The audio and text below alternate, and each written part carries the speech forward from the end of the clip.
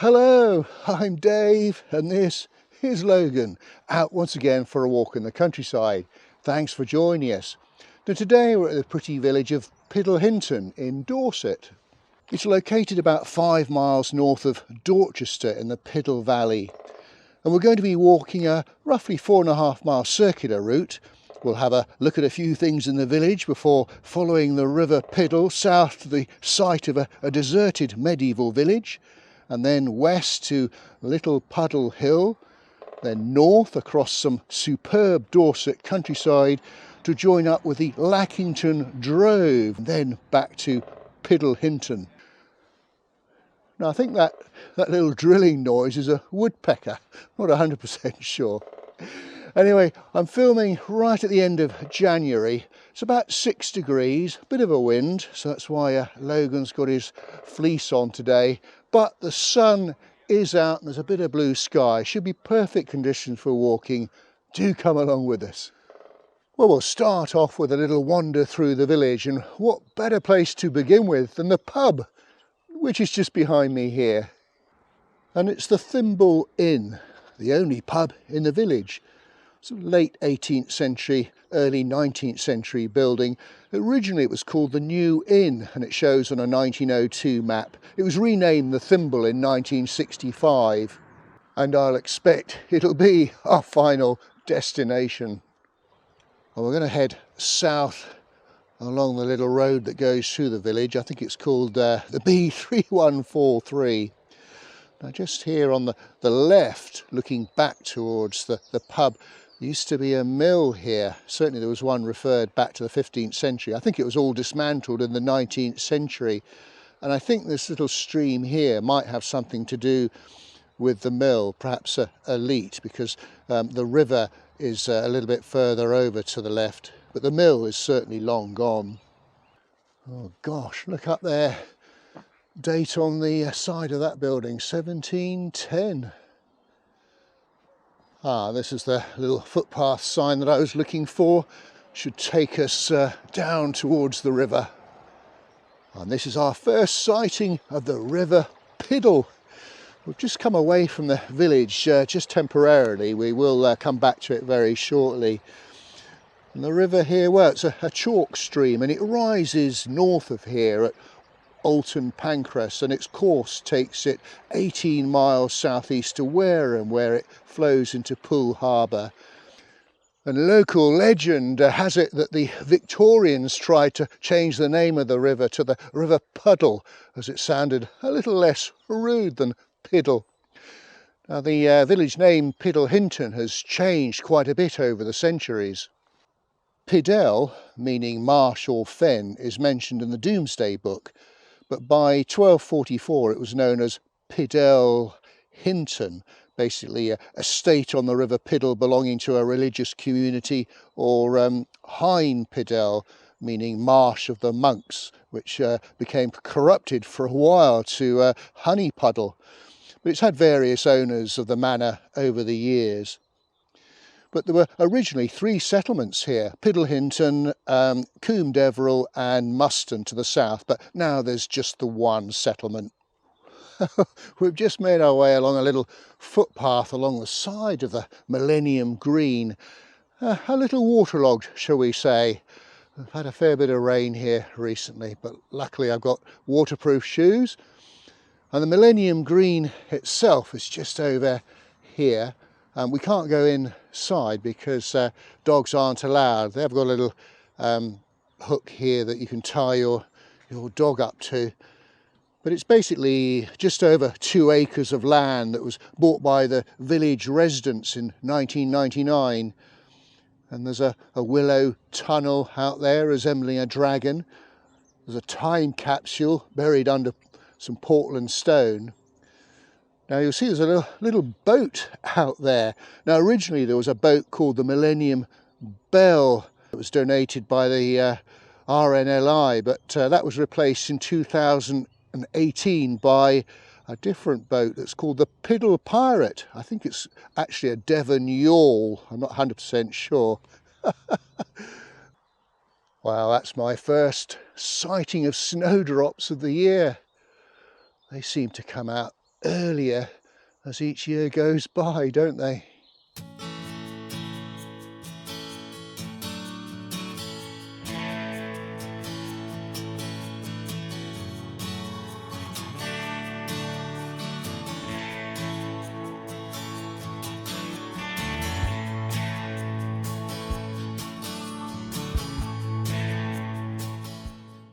Well, I've just come back into the village, and before we head out into the countryside, let's have a little bit more of an exploration. I think this is called Rectory Road, and sure enough, just on the right there is the old rectory.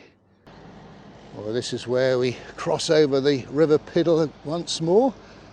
A very sweet little bridge from the 19th century, and a sign there on its side with a weight limit. But what a gorgeous house with the thatch and the river flowing in front of it. That really is quite idyllic, isn't it? And this is the Church of St Mary the Virgin, looking quite resplendent in the morning winter sunshine. Now, a church existed here in the 13th century, and it retains its original pointed arch below the south tower. But the present church appears to have been rebuilt in the 15th century, when the south aisle and south tower was added. The chancel, the north part of the nave, and south porch are all of the early 16th century. The south porch has been restored and the door blocked up when it became a small vestry, and the north porch was added in 1867, and at the same time the nave was lengthened. I think it's got 6 bells. The clock dates to 1730, but I'm not 100% sure if it works. And see, there's a lovely sundial on the south wall there. Well, we'll have a little peep inside. There's the font on the right hand side. If you can hear a hoover in the background, it's because some folk are in here cleaning the church up for the weekend. Well, there's the organ on the left hand side there, and then just moving towards the chancel, pulpit there on the left, and then into the chancel, and above the altar, quite stunning stained glass window, looking well, perfect in the sunshine today. And then there's the blocked off doorway on the left. Aha, that's the remains of the turret clock, I believe, from the 18th century. Well, it really is quite delightful with the war memorial there. And just on the left here, this was the old school, founded in 1833, rebuilt in 1861, but closed in 1981. And it's been the village hall since 1983. Oh, I love that village pump there in the little triangular green here, and then there's a tree next to it planted to commemorate the Queen's Silver Jubilee in 1977. What a quite enchanting little village. Okay, so we're going to head southwards along a footpath along the side of some fields with the river on our left hand side.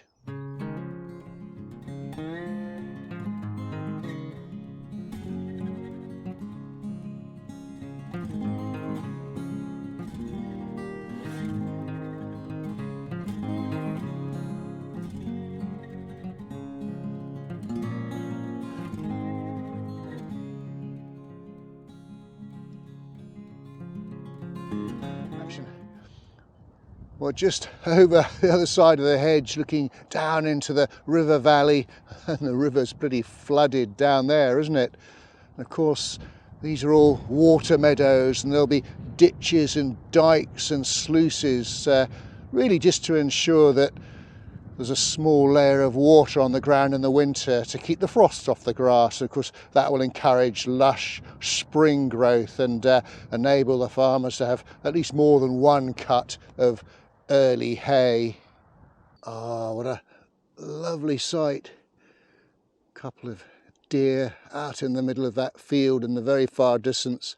I'll try and use my Canon with the zoom. It might be a bit shaky, the footage, and a bit grainy, but oh, such a beautiful time of year in this little stubble field here. Isn't that lovely?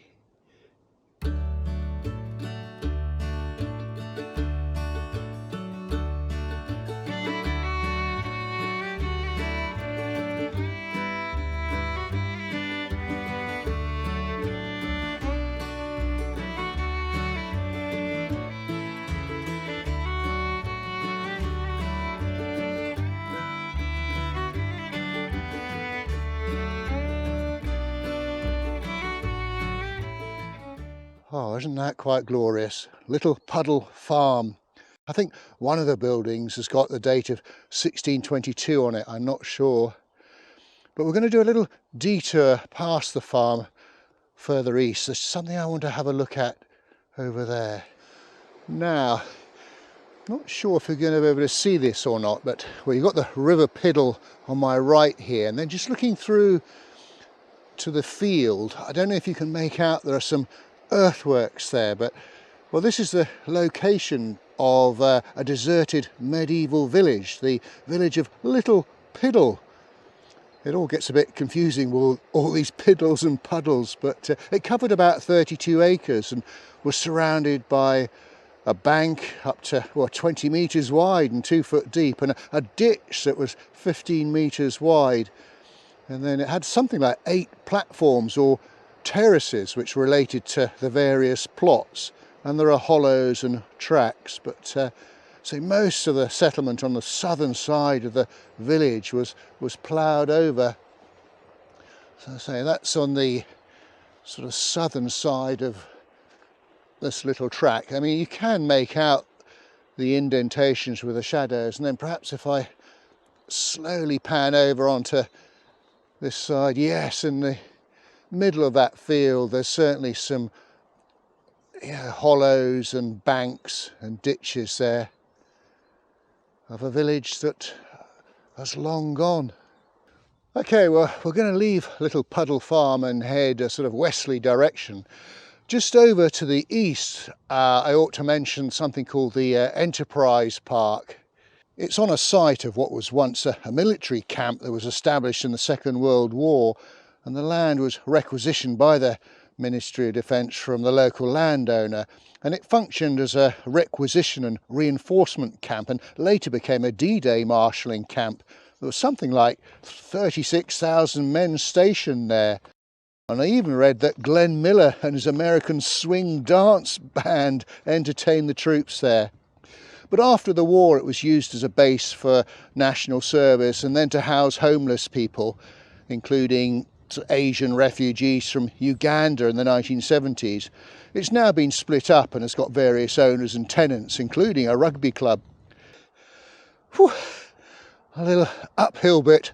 I think I'll stop for a breather and show you some of the views. Hopefully the audio is going to be all right. There is quite a bit of a wind up here, but this is looking over, well, there's Little Puddle Farm down below, and then there's Piddlehinton in the distance, and then this is your very much typical Dorset rolling landscape. A lot of horses in fields around these parts.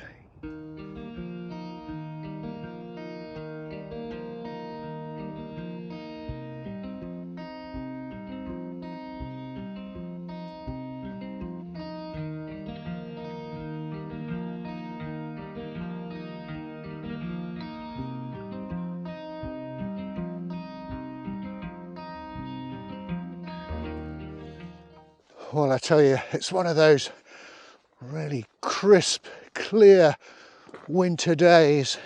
Everything's so fresh, and with the sun out, Ah, it's great to be out.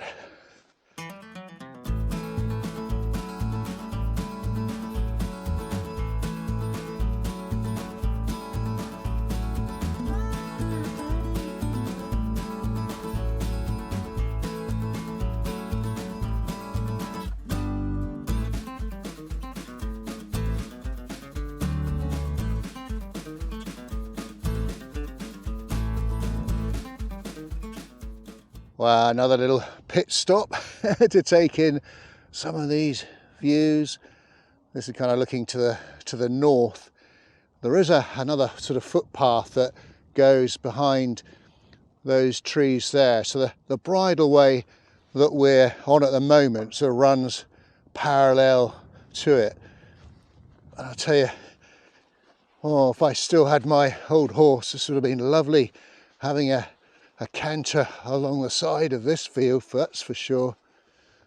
Well, just a little update on the route. I say we've been heading west, and very shortly we're going to start heading north in that direction. But we're looking at the current Ordnance Survey map. So round about here there should be a sort of rectangular earthworks, but well, I can't see anything. There is a Bronze Age barrow to my left, but I guess the earthworks have been ploughed over, I don't know. And apparently there's another earthworks over further southwest. We'll see if we can spot those. Oh, sorry folks, another stop to check out the view, but it's one of those walks, isn't it? A lot of farms obviously dotted around. This is looking to the north. Quite a lot of greenery in the fields now. Some of those crops just beginning to poke through. Well, we're continuing to head northwards. Just come down into Holcombe Bottom, past Holcombe Barn. We've got a little uphill bit, and that's going to take us across a little minor road. Well, continuing to head north, I mentioned another earthwork, and again looking at an old map over on my left there should be an earthwork somewhere. I think it's been destroyed by plough, but it was rectangular, about half an acre or so, bounded by a bank and a ditch with no actual entrance, and well, it may well have been a very old animal pound in the past, but you can't see anything today, at least I can't. So the next section of our route, going to say, continuing northwards, sort of crisscrossing across, and looks as though we've got a little bit of uphill bit, and then we're going to join an old ancient droving route. Well, it now looks like we've got a little downhill bit and then an uphill bit. But I'll keep going on about these views. I can't believe, you know, I haven't come across one other single person today on this walk. I've had it to myself.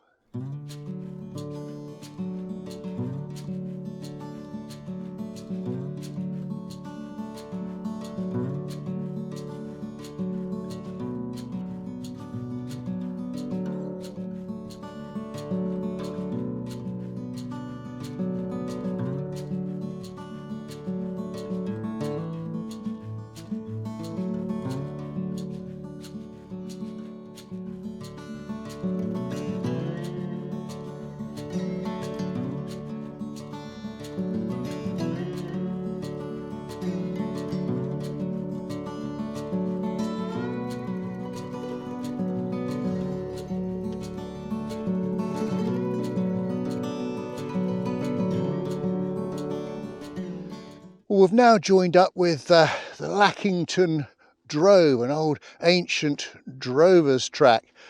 And I was reading that, well, back in the Second World War, somewhere around here, there was a sort of decoy army camp with empty Nissan huts, presumably as to divert attention away from the real army camp at Piddlehinton.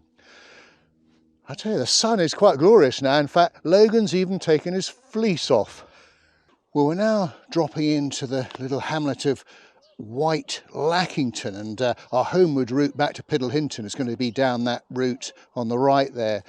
But let's have a little look around White Lackington itself. It's not very big. It developed at a crossroads of a major east-west drovers road and the north-south valley road.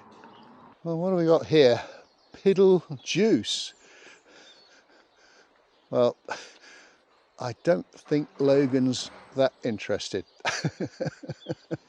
Well, this is a fascinating building here, the old European. It used to be a pub, the European Inn.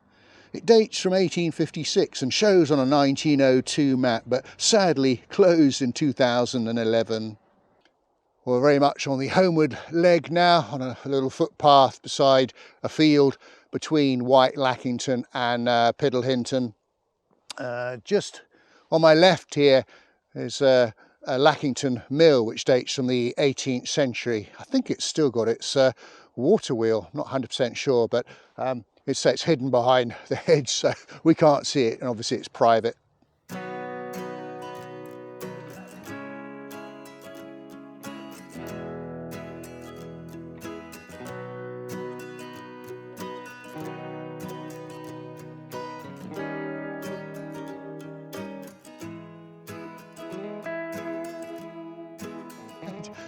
This is where we say goodbye to the River Piddle as we cross it one final time, and then join up with the road, and then our final destination, the Thimble Inn. Well folks, we've come to the end of our walk. We hope you enjoyed it. If you did, please give us a thumbs up and a like, and do leave a comment, and do check out our Facebook page, Dave's Countryside Walks. We're back at the Thimble at Piddlehinton for firstly a pint of copper, and also some soup. Oh, of course, the most important thing of all, Piper's crisps, which I think is your favourite. Right, well, I have got him some doggy treats as well. Let's check out this soup. Oh, I better say goodbye. Until we meet again, thanks for watching, and cheerio. Mmm.